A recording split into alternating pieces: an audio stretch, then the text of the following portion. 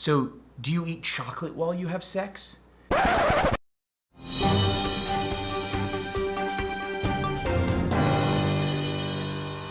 we get to have sex in heaven?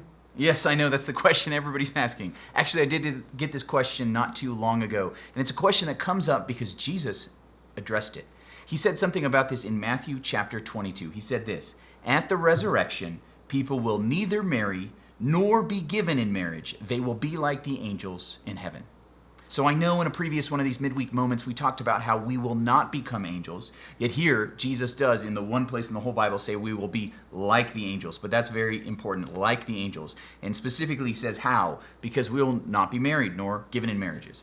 So this seems to indicate that that relationship that we're used to here on this planet of marriage is not going to exist at all in the resurrection, in the heaven we look forward to.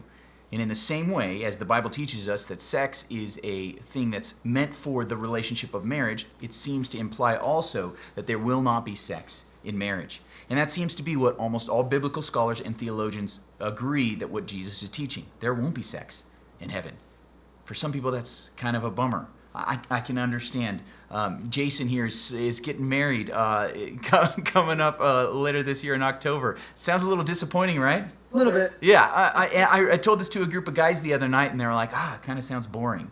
And I get it. Here's the thing. This actually sets Christianity apart from most other religions. Because in religions like Islam, it's actually one of the big features that there's going to be 72 virgins for the faithful men. I've always wondered what women are looking forward to. Do they really want 72 virgins? But that's another question for another day. In the Mormonism, Latter-day Saints, they teach that we will be married and even procreate in heaven, but not according to Jesus. What Jesus teaches us, that there will be neither marriage nor giving in marriage, there won't be sex, there won't be procreation. We're going to be past that. So for the people who think that doesn't sound very fun, it sounds a little boring, I don't know, that doesn't sound exciting, here's the reason. Because you are immature. And I don't just mean because you're immature and always thinking about sex, so that might be a problem for you. I'm saying it is because we are not fully mature like we will be for those of us who grow in the faith and one day enter in heaven where we are perfected in righteousness. So here's the thing. C.S. Lewis gave a great analogy in his book, Miracles. He talked about this. He said, we don't get it because we are like small children. Now, if you were to talk to a child about sex, and some of us have had to try to have those conversations, and it's awkward, it's weird, what do you say? If you were like, okay, explaining to a child, well, it's the greatest bodily pleasure you could have. And the child sits and thinks and says, oh, so do you eat chocolate while you have sex? And the adult is like, what? Because to a child, chocolate is the best bodily pleasure they can think of. It tastes so good. So the thought of having sex automatically then indicates there must be chocolate as well.